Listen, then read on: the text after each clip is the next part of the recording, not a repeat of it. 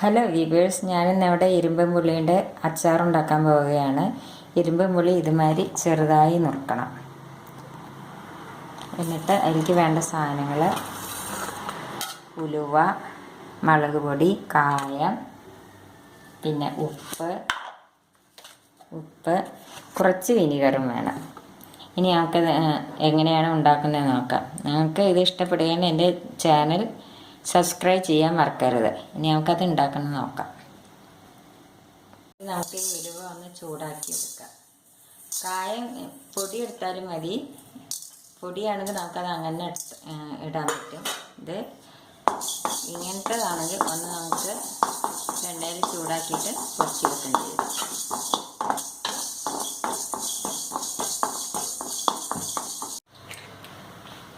അച്ചാർ നമുക്ക് എങ്ങനെയാണ് ഉണ്ടാക്കുന്നതെന്ന് നോക്കാം. ആദ്യമായിട്ട് അച്ചാർ നല്ലെണ്ണയിലോ കടുകെണ്ണയിലാണ് നമ്മൾ അധികം ഉണ്ടാക്കുന്നത്. വെളിച്ചെണ്ണ ഉണ്ടാക്കിയ അധിക ദിവസം ഇരിക്കില്ല. ഇനി നമുക്ക് ഇതിലേക്ക് 2 മണി കടുക് ഇടാം. കടുക് ഇട്ടു, പൊട്ടട്ടെ. മുളക് പൊടി ഇടാം. മുളക് പൊടി നമുക്ക് ആവശ്യത്തിന്. പിന്നെ അതിലേക്ക് കായം ഉലുവ കൂടി പൊടിച്ചതാണ് ആ പൊടി ഇടാം. എന്നിട്ട് അതിലേക്ക് നമ്മൾ ഈ അരിഞ്ഞു വെച്ചിരിക്കുന്ന ഇരുമ്പൻ പുളി ഇടാം.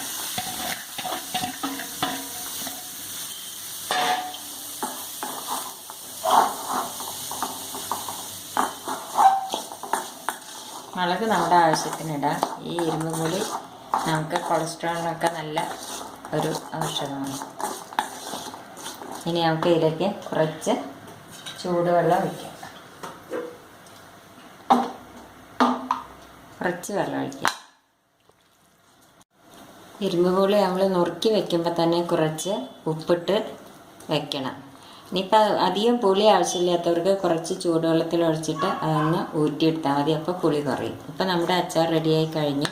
ഇനി ഇത് നമുക്കൊരു സെർവിങ് പ്ലേറ്റിലേക്ക് മാറ്റാം.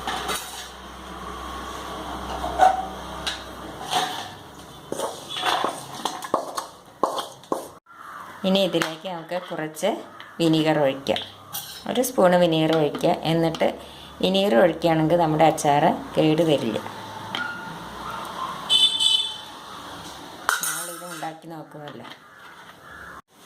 ഇപ്പോൾ നമ്മുടെ ഇരുമ്പൻ പുളി അച്ചാർ റെഡിയായി കഴിഞ്ഞു. ഇത് നമുക്ക് ചോറിൻ്റെ കൂടെ കഴിക്കാൻ നല്ലതാണ്.